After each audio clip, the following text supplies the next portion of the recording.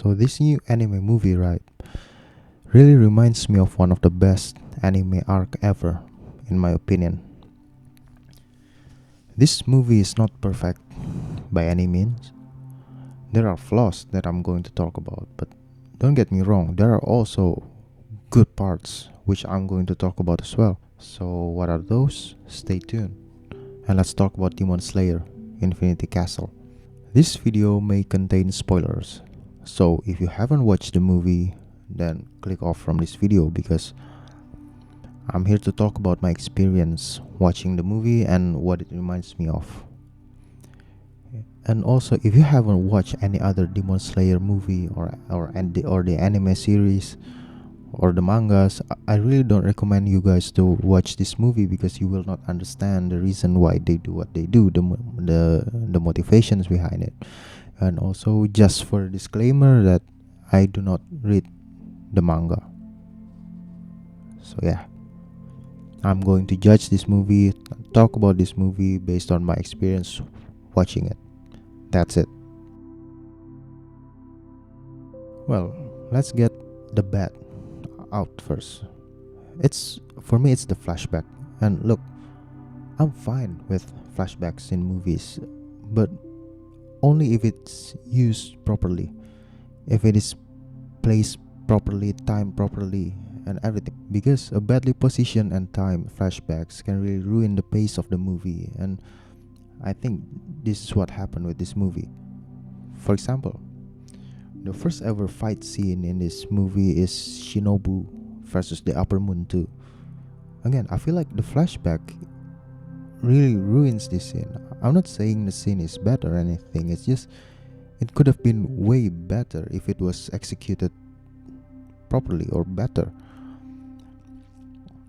especially with the placement and timing of the flashbacks. There were multiple flashbacks in this scene that they placed during the heat of the moment. It was tense, and then they put the flashback like, oh my god, like, bro, stop aging. I feel like the motivation behind Shinobu was great. The Upper Moon killed her sister in the past, and now she gets the chance to kind of take revenge against her. And then there was a moment where Shinobu almost lost and about to give up, and then she gets motivated due to her being underestimated a lot in the past. And the way they show Shinobu's drive was through flashbacks, and I actually have no problems with the placement of this flashback because I think it was proper. But the next flashback when she start to fight back is kind of annoying because, like, again, it's during the heat of the moment. Like, I feel like this scene should have been way more emotional, but I just didn't feel the emotion because of that. And then the Zenitsu fight scene against the Upper Moon 6, like, to be honest, mid. It's not bad, but it's not good as well. It's just mid. Like, just think of it like this, right? We're talking about Zenitsu here, like a non-Hashira. Like, a non-Hashira just beat an Upper Moon by himself. Like, that alone is supposed to make a fantastic scene, right? And the same as before, it's not bad, it's just mid and could have been way better if executed properly, or better. I, I just feel like it should have been a bigger scene. Do you know what I mean? As you know, Sigma Focus Zenitsu is the goat. He's the coolest ever. Throughout the movie, he was that Sigma Zenitsu, and he can only do the first breathing techniques, right? Whilst the Upper Moon can do every other breathing techniques but the first one. So it's like the opposite of Zenitsu. And then Zenitsu just like invented a new breathing technique, like so amazing. It should have been, the scene should have been way bigger, or should have feel way bigger. But I just don't feel the hype, man. Again, if you look at it, a non-Hashira beating an Upper Moon, like, that's all you need to know. After talking about the bad part, let's talk about the good part. And it is starting to get good after Tanjiro and Gyu met Akaza. It started off okay. Tanjiro and Gyu was struggling against Akaza because Akaza was just too quick for them, and Akaza can read every moves they made, which made it even harder for them to beat Akaza. But then they talk about flow state, or in this case, transparent something. I forgot really, but I'm just gonna call it the transparent. It is basically the point where you can read everything about your opponent, not just from the outside, but from the inside as well. So not only the punches, not only their movement, but you can also feel or read their blood circulation. And to achieve that, you have to let everything aside.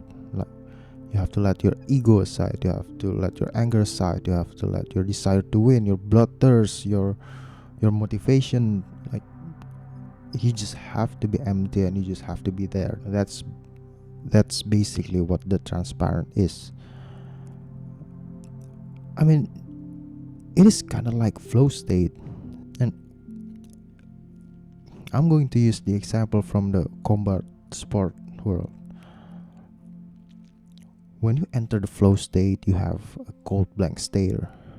Not because you are intimidated or anything, but because you are fully present there.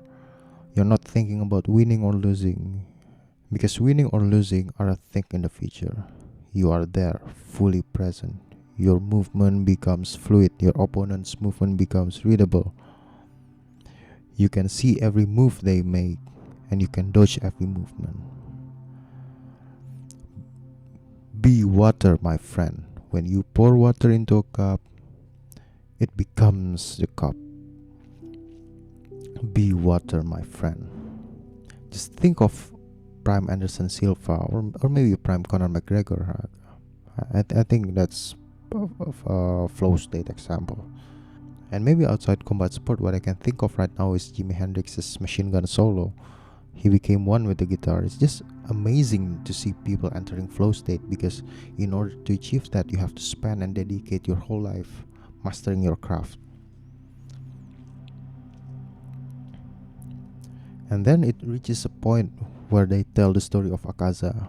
It is very tragic. Like, here's just a quick summary of it. Akaza was very poor. He took care of his ill father. Since to take care of ill people, it cost money, Akaza had to find a way to do so. And Akaza stole from others to keep things afloat. But then he got caught so many times. He was taken to court so many times and abused or tortured by the authorities before the judge, I think.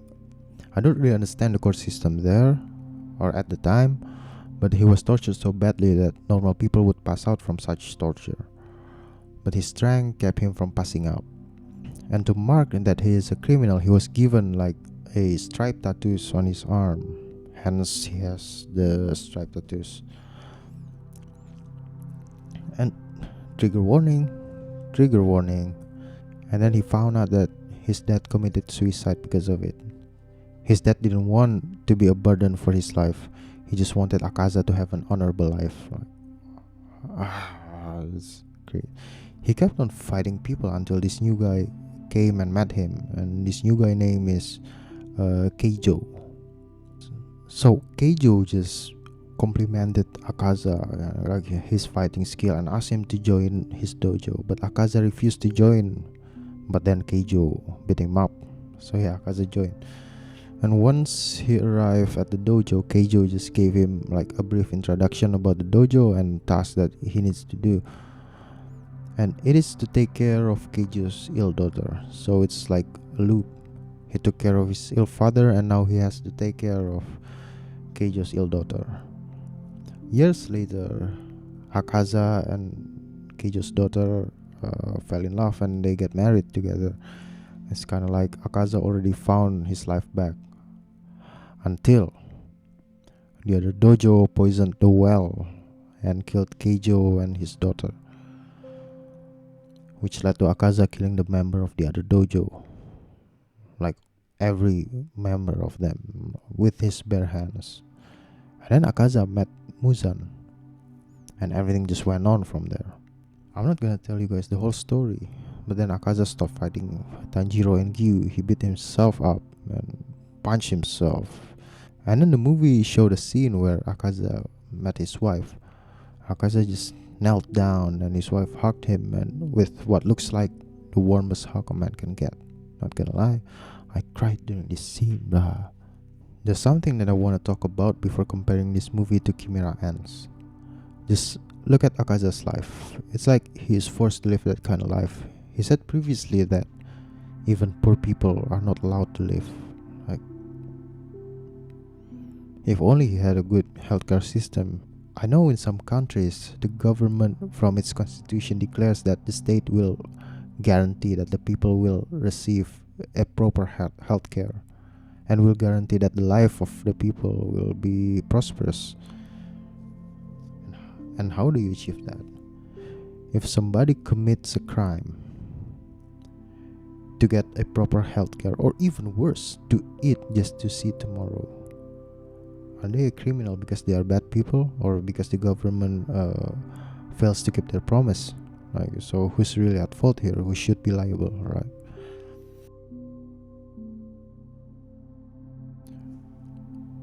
When I watched this movie, I thought it has the same vibe as the Chimera Ants arc from Hunter x Hunter. Yes, that's the way I say it. Hunter x Hunter. Deal with it. For example, the use of annoying flashback in this movie kinda reminds me of the annoying narrator from Hunter x Hunter. Like every 5 seconds, you have a dude talking in your ear just explaining stuff. Like, I understand, man. Shut up. Just let me watch the episode. And then for some reason, Akaza's story kinda reminds me of Jairo's story in Chimera Ants. Do you know that guy that does not have any screen time whatsoever? But for some reason, they gave him one of the most horrifying story ever. It's like his story was there to show off. Again, I have not read the manga, so maybe he is shown in the manga more, but I just don't know about it. Okay, so maybe I'm a clown because of that. And in the end of Chimera Ant, Meruem, the cold-blooded king, fell in love with a blind girl named Komugi. Meruem became human, whilst Gon became animal. But the love story between Meruem and Komugi just seems so pure. During Meruem's last breath, he asked Komugi to say his name repeatedly. And for the first time, Komugi feels Meruem's face and realizes that he is not human. But that does not change anything. It's kind of like Akaza's love story with Kaijo's daughter. When Akaza was about to die, he got this imagination of being hugged by the warmth of love. I became sympathetic with Akaza, the antagonist, the same way I became sympathetic with Meruem, especially after the brief documentary in the middle of Meruem's fight against Netero. Well, hello, this is me editing the video, that's why I look different, but I just want to revise the summary part of this video. Like, the reason why I think this movie has the same vibe as the Chimera Ants is due to how imperfect it is. For example, in Chimera Ants, the narrator is very annoying. It is so annoying. And it's kind of the same with the flashbacks in this movie, but like, it pays off. It pays off. Because of the ending, the experience after you watch the movie, the experience when you are watching the movie, especially towards the ending, it pays off. All of those annoying narrators and flashbacks doesn't really mean much to me. Like, the imperfection doesn't really bother me at all, because, well, especially in this movie, some of the flashbacks are actually great. It is executed properly. So yeah, it is kind of similar.